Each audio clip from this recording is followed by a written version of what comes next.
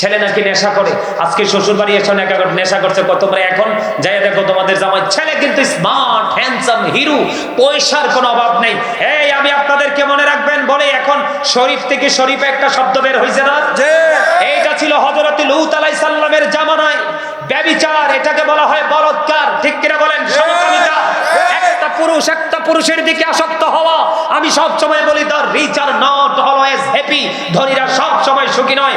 বাংলাদেশের ইতিহাসে যত নষ্টামি, যত কলুষিত করার জন্য যত কর্মকাণ্ড, সবগুলো হয় বড়লোকের ছেলে মেয়ের দ্বারা, ঠিক কিনা বলেন? আমি আল্লাহু আকবার, ইয়া রাসূলুল্লাহ, জিন্দাবাদ জিন্দাবাদ। এই আমার দিকে তাকান, আমি কিতাব থেকে কালেক্ট করেছি। বড়লোকের সন্তানদেরকে সাথে গরিবের সন্তানেরা তোমরা কোনোদিন মিশবে না, কোনোদিন মিশবে না। সমাজের অভিশাপ নাকি বড়লোকের, ম্যাক্সিমাম বড়লোকের সন্তানেরা। কারণ তাদের বাবার টাকা আছে, ক্ষমতা আছে, পিস্তল আছে, তাদের লাঠিয়াল বাহিনী আছে। একটা মেয়ের ইজ্জত দিতে দেরি করে না, স্বামীর ঘর থেকে বিবিকে বের করতে তারা দ্বিধা করে না, ঠিক কিনা বলেন? আমার কথা নয় বাবা, এগুলো আমার কথা নয়, কিতাব থেকে কালেক্ট করা কথা। জিনা, ব্যভিচার আজকে সমাজের মধ্যে, বলৎকার, আপনার এই ব্যভিচার এগুলো কিন্তু বাড়বে, সম্ভাবনা খুবই খারাপ, ঠিক কিনা বলেন? আমি পুরুষ আমি বলে আবার মনে মনে মহিলা, এটা কোনো কথা হইল? আরে ইসলামের ইতিহাসে, আরে ইসলামের ইতিহাস খুলেন, ইসলামের ইতিহাসে কত সৌন্দর্য আমাদের জন্য অপেক্ষা করতেছে। আপনি সেগুলো তুলে আনতে পারলেন না। আপনার কত বড় বুদ্ধিজীবী, কয়দিন আগে বড় বান্দর, মেজো বান্দর, সেজো বান্দর, ছোট বান্দর, মাঝখানে দিছে ছোট্টা বান্দর। কথা কন না কেন? কোরআন হাদিস গেটে দেখলাম মানুষের উৎপত্তি স্থল কোথায়। ওই নষ্ট বুদ্ধিজীবী, বুদ্ধি প্রতিবন্ধী কয় আমরা বলে বানর থেকে আইছি, মানা যা। আউযুবিল্লাহ, আরো জোরে বলেন। আউযুবিল্লাহ। সম্মানিত উপস্থিতি, এই জন্য বললাম, মেয়েটা যখন বাবাকে বললেন বাবা, বাবা হি ইজ ক্যারেক্টারলেস, যে চরিত্রহীন, তার সাথে সংসার করা যাবে না। সাথে সাথে মেয়েকে আটকিয়ে ঠিক এই জায়গায় একবারে সবকিছু ডিসকাস করে ছেলেকে বিদায় করে দিয়েছে। সাবধান, ভদ্র মেয়েকে যদি চিরদিন স্বামীর ঘরে সুখে রাখতে চান, এখনকার যুগের ছেলেদের সম্পর্কে 1000 না প্রয়োজনে 5000 বার যাচাই করবেন। যদি বিরক্ত হয় মনে করবেন এটাতে ডিস্টার্ব। ঠিক কথা বলেন না কেন? আর আমি বলি কালা মানুষ সবচেয়ে ভালো। ঠিক, কালা মানুষ, ছেলে বলেন মেয়ে বলেন, কালা এবং শ্যামলা এদের মধ্যে কোনো কি নাই, অহংকার নাই, আত্মগরিমা নাই। আপনি শ্যামলা বউ ঘরে নিয়ে দেখেন, একটা বেয়াদবি করবেন কি? আমি ভুল বলছি না। আপনি কালো একটা ছেলের হাতে সুন্দর একটা মেয়েকে তুলে দেন, বিবিটাকে পুতুল বানাইয়া রাখবে। আপনি আজকে আপনাদেরকে বলে যাই, আজকে স্বামী স্ত্রী ইঁদুর বিড়ালের মতো, বিড়াল দেখলে ইঁদুরের অবস্থা কেমন হয়? জান লইয়া পালায় না? জি। কথা কয় না কেন? জি। কি লইয়া পালায়? এখনকার স্বামী স্ত্রী হচ্ছে ইঁদুর বিড়ালের মতো। কিসের মতো? ইঁদুর বিড়াল। একটার সাথে আরেকটার কোনো কি নাই, মিল নাই। একটার সাথে একটার কোনো মহাব্বত নাই, একটার সাথে আরেকটার কোনো শ্রদ্ধা ভালোবাসা বিনিময় করা কোনোটাই নাই। এই জন্য আপনাদেরকে বলছি, আপনারা স্বামী স্ত্রী দুজনের মধ্যে নতুন প্রজন্মের কাছে একটা মধুর বন্ধনে আবদ্ধ একটা জীবন যদি আপনারা উপহার দিতে চান, তাহলে আপনাদেরকে কি করতে হবে? ছেলে এবং মেয়ে উভয়কে অসংখ্যবার যাচাই বাছাই করবেন। এই সুন্দরের দিকে তাকাবেন না, আমি আজকে বলে গেলাম, যাচাই বাছাই করে দেখবেন। আপনাদের এলাকায় দেখবেন, আমাদের এলাকায় একটা লোক আছে, নামটা বলে যাই, ওনার নাম হলো খোয়াজ আলী। কি? খোয়াজ আলী। আমার দিকে তাকান, লোকটা ছিল এরকম খাটো। তিনি সকালবেলা পাহাড়ে যাইতো, পাহাড়ে যে লাকড়ি কাটতো, এই লাকড়ি বাড়িতে এনে কাইটটা পোজা বাইন্দা ফকির বাজার আনতো। ফকির বাজার আনি বিক্রি করে তারপরে তিনি বাচ্চাদের, ছেলে মেয়ে মিলেই ছিল 9 জন। কয়জন? ছেলে মেয়ে ছিল তার 9 জন। বড় মেয়েটাকে বিয়ে দিছে, মেয়েটা একটু কালো, ছেলেটা একটু ইনসা স্মার্ট। ছেলেটার পরে কিন্তু অনেক যন্ত্রণা ভোগ করছে। বাকি যে জামাইগুলো কালো কালো কালো কালো দেখে জামাইগুলোকে বিয়ে দিছে, মোটামুটি একটা কালো একটা শ্যামলা। বাকি যে 4টা মেয়ে অত্যন্ত ভদ্র, ছেলেগুলো নম্র ভদ্র। খাটো দেখবেন না, লম্বও দেখবেন না, তার চরিত্র দেখবেন। মেয়ের ক্ষেত্রে এবং ছেলের ক্ষেত্রে স্বামী স্ত্রীর মধ্যে যখন মিল মহাব্বত বেড়ে যাবে, তখন এদের মধ্য দিয়ে তৈরি হবে সন্তান, নুরানি সন্তান। আমার কেন বললাম, একটা মানুষের বডিতে গুরুত্বপূর্ণ 3টা জিনিস, বাকিগুলো বলবো না। কয়টা? 3টা। একটা হলো হাড়, আর 2টো হলো, একটা হলো গোস্ত আর একটা হলো রক্ত। বাবা থেকে তৈরি হয় সন্তানের বডির হাড়, আর মা থেকে তৈরি হয় সন্তানের বডির গোস্ত এবং রক্ত। এই 2টো জিনিস। এই জন্য বাবা মা যদি দুটোটা মধুময় হয়, সন্তানও হবে মধু, মিষ্টি, এটা প্রেমময়, বিবেকবান, নৌরানি। আপনার সমাজ, আপনার ফ্যামিলি, ইভেন দেশ থেকে বিদেশের গণ্ডি পর্যন্ত সে তার নূরের আলো ছড়িয়ে দিতে পারে। ঠিক কিনা বলেন?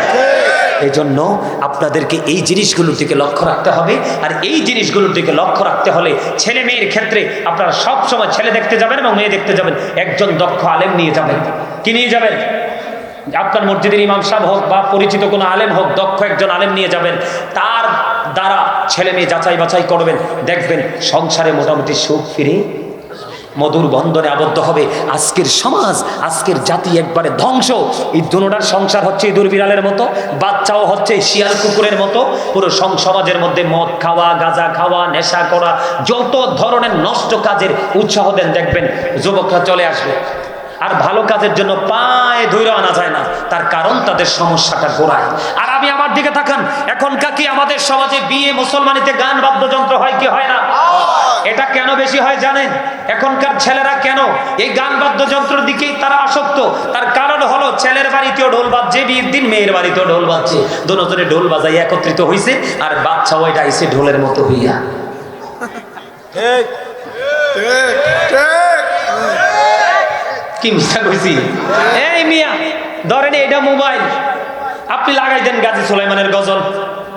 পাইলে নিরালাই গনবী, পাইলে নিরালাই, পাইলে নিরালাই গনবী, পাইলে নিরালাই।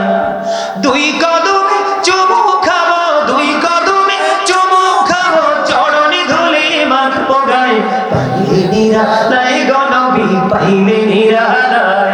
দেখবেন এটা শুনতো না, এটা শুনতো না। এবার লাগাইয়া দেন ওই যে ডিজিটাল, দেখবেন এটা বান্দরের মতো চাই থাকবো। কথা কন না কেন? আরে গজল লাগাই দিলে দেখবেন এটা এক লোক পাও খাইতো না। আর এটা গান লাগাইয়া দেন, দেখবেন পেট এটা উঠতে যাবে একটু পরে, খবর নাই, কারণ এটা তুই হ্যাঁ ঢুকে গেছে। এই আমার দিকে তাকান, আমি একটু মজা করে কথাটা বললাম, এদিকে তাকান। আল্লাহ রাসূল বলেছেন, the music and musical instrument will be increased.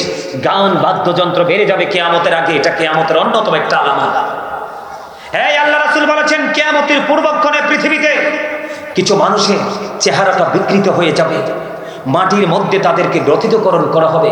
ইয়া রাসূলুল্লাহ, তারা কি তাওহীদ মানবে না? তারা কি লা ইলাহা ইল্লাল্লাহ মানবে না? রাসূল বলেছেন মানবে। মুহাম্মদুর রাসূলুল্লাহ সাল্লাল্লাহু আলাইহি সাল্লাম, তারা কি রিসালাত মানবে না? রিসালাতও মানবে। আল্লাহ রাসূল বলেছেন, ওয়া ইয়াসুমুন ওয়া ইয়াহুজ্জুন ওয়া ইউসাল্লুন, তারা নামাজও পড়বে, হজও করবে, রোজাও রাখবে। আল্লাহ মানবে, রাসূল মানবে, রোজা রাখবে, হজ করবে, নামাজ পড়বে। ইয়া রাসূলুল্লাহ, ইয়া হাবিবাল্লাহ, নবী নবী গো, তারপরেও কি তাদের এই সাজাটা বহাল থাকবে? নবীজি বললেন, তারপরেও তাদের এই সাজাটা বহাল থাকবে। তার কারণ হলো অশ্লীল শব্দ দ্বারা যে গান রচনা করা হয়েছে, অশ্লীল শব্দ দ্বারা যে গান শুনলে, শব্দ শুনলে পুরুষ নারীর অন্তরে কুমন্ত্রণা, কুবুদ্ধি, কুচিন্তা পয়দা হয়। আছে না নাই এরকম গান? শুনেন নাই? কয়দিন আগে বাসমুরার তলে দিয়া গান যে কইতে কইতে গেছে, আমি এটি কইতে পারতাম না, নোংরা ভাষা। আল্লাহ আমাদেরকে এটি বলার জন্য জবান দেয়নি, আল্লাহ আমাদের জবান দিছে জিকির করতাম। সুবহানাল্লাহ গান। নবীজি বলতেছেন, তুমি আল্লাহ মানবা, রাসূল মানবা, নামাজ পড়বা, রোজা রাখবা, হজ করবা, তারপরেও সাজা বহাল থাকবে। অশ্লীল শব্দ দ্বারা গান রচনা করা হয়েছে, মিউজিকের তালে তালে গান বাজানো হয়েছে, এই গানের আসর বসাবে এই জন্য। ঠিক কিনা বলেন? এই মিয়া, আমার কথা শুনলে আপনারা হাসি ওঠে? আরে মিয়া, এই listen to me, follow me, আমার দিকে তাকান। অনেক মজার খবর কই, আমার লগে কিন্তু লুক আইছে। কয়দিন আগে কইরে মাহফিলে গেছিলাম, বিশাল গেট, গেটে মনে খরচ করতে 5 লাখ, বিশাল মাহফিল, মুগ্ধ হয়ে গেলাম মাহফিল দেখে। মানুষগুলো ছিল মানে একবার এক্সপেরিয়েন্স। নবীনগর কোন গ্রাম না? নবীনগর কোন গ্রাম যে জানি না, কথা শোনেন। মাহফিলে গেছি, ওখানকার চেয়ারম্যান সাহেব মাহফিলে দিছে 5, মেম্বার সাহেব মাহফিলে দিছে মাত্র আপনার এই 5,000 টাকা। কত? আর এই পরের দিনই পাশের মাঠে নষ্ট শিল্পীরা আসবে, কোমর ঢুলাইবে, গান গাইবে, যুবকরা মজা পাবে। মাহফিলে পা ধরে আনছে 5,000, পরের দিনের এই নষ্ট স্টেজের জন্য দিয়েছে স্বেচ্ছায় 70,000। কত? এই ভদ্রলোকের আড়ালে যে মুখোশধারী শয়তান, এই শয়তানগুলোর কারণে আজকে সমাজ শেষ। এই জন্য রাসূল বলেছেন, এই আমার দিকে তাকান, রাসূল বলেছেন characterless people will come in national power. রাসূল বলেছেন চরিত্রহীন যাবে, চরিত্রহীন লোক যাবে ক্ষমতা। এই ক্ষমতায় চরিত্রহীন লোক যাওয়া মানে ইসলাম জাতি সব ধ্বংস হওয়া। কথা বলেন না কেন? কিছু কিছু জায়গায় এত নষ্ট মানুষ দায়িত্ব নিয়েছে, ইভেন মসজিদের মিম্বর পর্যন্ত দখল করে নিয়েছে। আপনারা জানেন না? এই আমার দিকে তাকান অতিথি সাহেব, আপনারা স্পেশাল অতিথি আজকের মাহফিলের। আজ থেকে মনে হয় 15 দিন আগে বা আরো বেশি হতে পারে, আমাদের শহরের এক জায়গায় খতিব সাহেব জুম্মার দিনে সুদ নিয়ে আলোচনা করছে, কিন্তু তিনি জানতেন না সভাপতি যে ইন্টারন্যাশনাল সুদখোর। ঠিক ওয়াজটা করে নামতে দেরি, বলছে আগামী জুমায় আপনারা আর আসার দরকার নাই। এই জন্য বললাম স্বামী স্ত্রী এই দুটো জায়গা যদি ঠিক থাকে তাহলে পৃথিবীতে ঠিকঠাক সব ছেলে এবং মেয়ে আসবে। পৃথিবীকে কলুষিত করার, ইসলামকে ধ্বংস করার কোনো চেষ্টা করে কেউ কি হতে পারবে না, সফল হতে পারবে না। আর আন্না আন্না মনু এই কি কইলে হইবে। আচ্ছা, আপনাদের কাছে কি আমার কথাটি ভালো লাগছে? কার কার কাছে ভালো লাগছে একটু হাত তোলেন তো সোজা করে। আল্লাহু আকবার, ইয়া রাসূলুল্লাহ, শুভেচ্ছার স্বাগত, শুভেচ্ছার স্বাগত। সালাক আছে তো?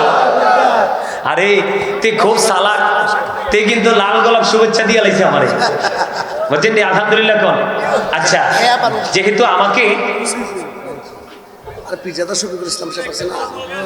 আচ্ছা আচ্ছা গাইবো, আমাকে যেহেতু আর 10টা মিনিট সময় দিছে, আমি আপনাদেরকে একটা আলোচনা করব যেটা আমার খুবই পছন্দের, শুনবেন? আচ্ছা গজল একটা গামো আনি। আচ্ছা গামো, আচ্ছা গজলটাকে গাইলে দেন। বিজ্ঞানীদের বিজ্ঞানী নবীজি, এমন দয়াল নবী আর হাইবানি, এমন দয়াল নবী খুঁজা হাইবানি। বিজ্ঞানীদের বিজ্ঞানী নবীজি, বলেন বিজ্ঞানীদের বিজ্ঞানী নবীজি। আবু বকর সিদ্দিকের সাথে কামড়াইছে, নবী থুতু বালা হয়ে গেছে।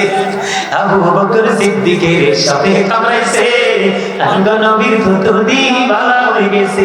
আরে সেই যুগে কি ওসাব হইতো মেগুলো চিলনি, বলো সেই যুগে কি ওসাব হইতো মেগুলো চিলনি। বিজ্ঞানীদের বিজ্ঞানী নবীজি, বলেন বিজ্ঞানীদের বিজ্ঞানী নবীজি। বিজ্ঞানীরা রকেট যোগে চাঁদের দেশে যায়, নবী রকেট ছাড়া মেরাজ শরীর।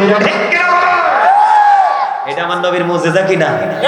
এখন কত বড় বড় পণ্ডিত মৌলবী বার হইছে, এটিও তো মানতে চায় না। আরে জোরে বল ঠিক না বেঠে? আরে জোরে, এই কথা কইলে কেমনে হইব? মেম্বার সাহেব না এই মায়ের একটা মারি করতো না। আরে যেই ভালোবাসা একেবারে যাইয়া দাওয়াত দিয়েছে তো, আলহামদুলিল্লাহ কম মহাব্বতে। বিজ্ঞানীরা রকেট যোগে চাঁদের দেশে যায়, নবী রকেট ছাড়া মেরাজ শরীর যায়। আরে ওই যুগে কি রকেট বিমানে কোন ছিল নি, বলো ওই যুগে কি রকেট বিমানে কোন ছিল নি। বিজ্ঞানীদের বিজ্ঞানী নবীজি, আগের যুগে মানুষের সক্ষম হইতো, নবীর কাছে এলে ভালো হয়ে যাইত। আগের যুগের মানুষের সক্ষম হইতো, নবীর কাছে এলে ভালো হয়ে যাইত। আরে সেই বালা কি এই যুগেতে করতে হয় মানি, বলো সেই বালা কি এই যুগেতে করতে হয় মানি। বিজ্ঞানীদের বিজ্ঞানী নবীজি, বলেন বিজ্ঞানীদের বিজ্ঞানী নবীজি। এমন দয়াল নবী আর হাইবানি, এমন দয়াল নবী খুঁজা হাইবানি।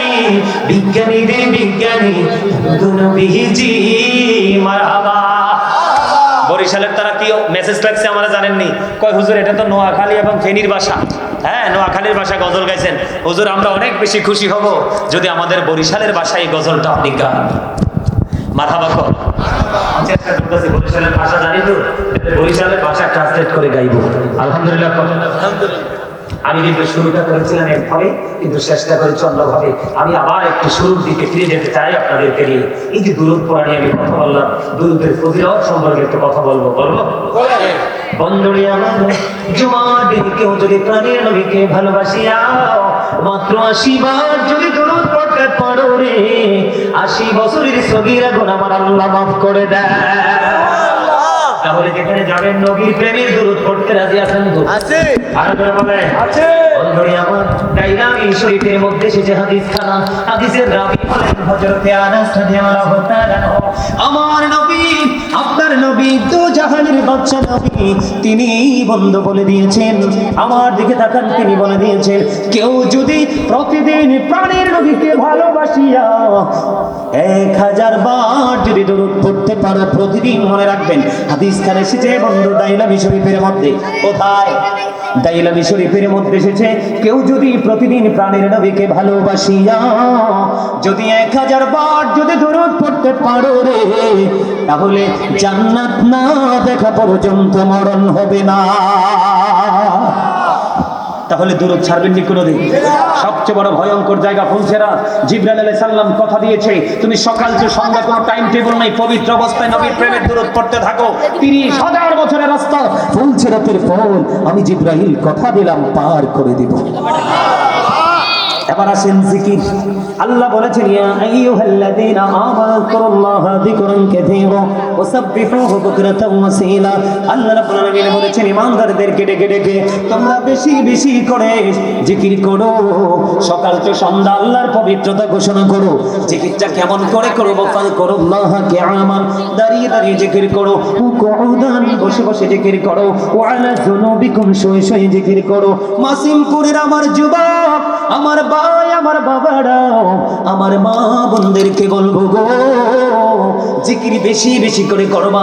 নবীজি বলে দিয়েছেন, নবীজি বলে দিয়েছেন, প্রত্যেকটা জিনিসকে ক্লিয়ার করার একটা যন্ত্র থাকে।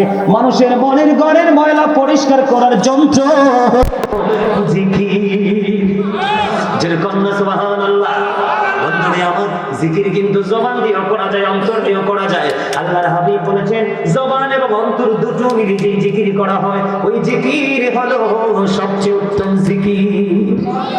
আল্লাহ রাসূল বলেছেন, তোমরা যখন জিকির করো এমন ভাবে জিকির করো মানুষ দেখলেই যেন তোমাদেরকে পাগল বলে। আর আমি যখন জিকির করছিলাম, আপনারা মনে হইছে কোন অজানা গন্তব্যে হারিয়ে গেছেন। গাজী সাহেব কই? গাজী সাহেবের চৌকা কই? খবর একটু জিকির করতাম, বলবেন? আল্লাহ রাসূল যেটাকে জান্নাতের ফল বলছে এটা বলবো? নবীজিকে নবীজি বললেন, জান্নাতের বাগানে যখন আসা যাওয়া করবা তখন তোমরা ওখান থেকে জান্নাতি ফল খেও। ইয়া রাসূলুল্লাহ, জান্নাতি ফলটা কি? জিকিরটা কি করবো? সুবহানাল্লাহ আলহামদুলিল্লাহ লা ইলাহা ইল্লাল্লাহ, সুবহানাল্লাহ আলহামদুলিল্লাহ লা ইলাহা ইল্লাল্লাহ, লা ইলাহা ইল্লাল্লাহ, লা ইলাহা ইল্লাল্লাহ। নবী আমার নূরের পুতুল, জগৎ করলেন উজালা। নবী আমার নূরের পুতুল, জগৎ করলেন উজালা। রোজ হাসরে করবেন তিনি উম্মতের ফয়সালা। সুবহানাল্লাহ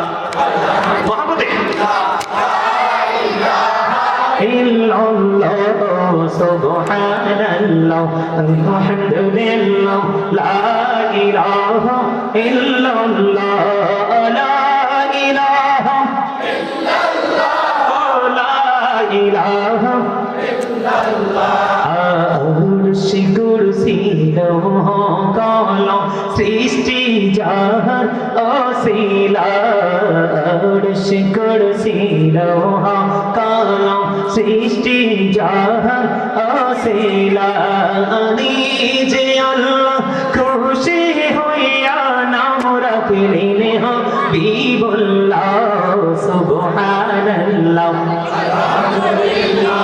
লা ইলাহা ইল্লাল্লাহ, লা ইলাহা ইল্লাল্লাহ,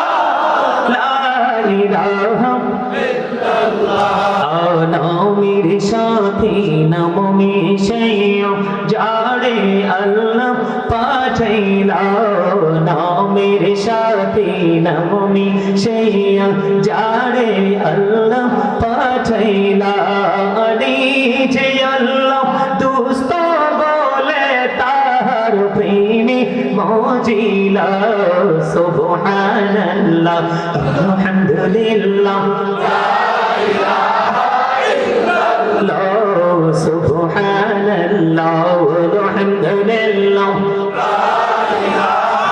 इल्लल्लाह ला इलाहा इल्लल्लाह ला इलाहा इल्लल्लाह शाहादती बानी टूटे आशिलेन कमली बोला शाहादती बानी टूटे आशिलेन कमली बोला मौकाते फुटिल रबी नूरे मिन्नो बे आला सुबहानल्लाह अल्हम्दुलिल्लाह ला इलाहा इल्लल्लाह सुबहानल्लाह अल्हम्दुलिल्लाह ला इलाहा इल्लल्लाह ला इलाहा ला इलाहा ला इलाहा इल्लल्लाह मुहम्मदुर रासूलुल्लाह सल्लल्लाहु अलैहि वसल्लम जुर जुर बोलेन अल्हम्दुलिल्लाह